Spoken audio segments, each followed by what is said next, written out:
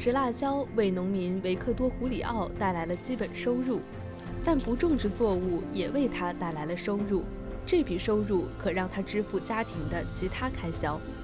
胡里奥在哥斯达黎加东北部拥有一片面积30公顷的农场，但其中一部分是丛林。因为林地得到保护，完好无损，所以胡里奥赚取了一笔报酬。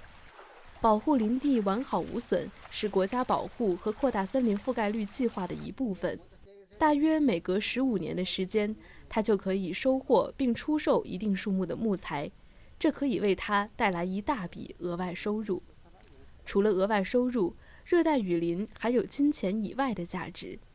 Se siente halagado porque tengo un bosque donde mis hijos lo van a aprovechar más adelante. Mis nietos, mis bisnietos, van a saber qué es un bosque, van a saber qué es una montañita o un bosque. 哥斯达黎加率先使用为环境服务付费的系统，这个系统简称为 PES。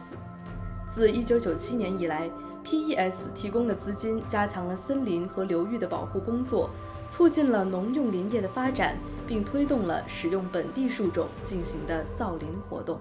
Evidentemente y sin lugar a dudas, el pago por servicios ambientales ha tenido un rol y un aporte importante en que se haya revertido y se haya aumentado la tasa de cobertura forestal en el país。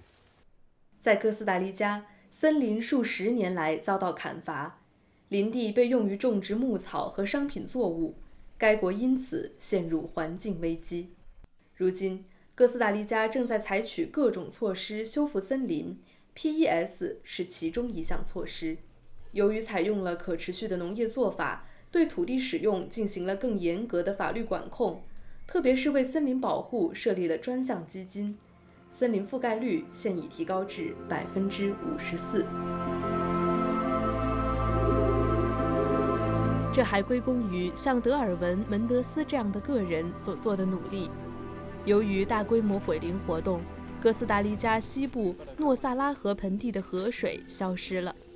门德斯对此感到颇为苦恼。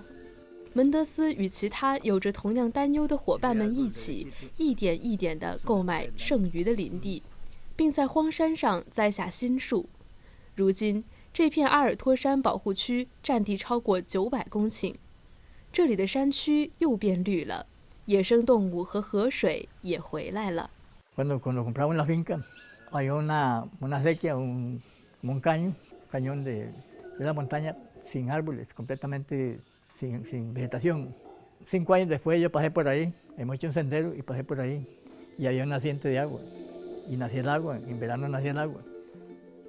在强有力的国家政策和财政激励的支持下，往往正是这些普通人的决心，才让哥斯达黎加的森林一片一片地复活。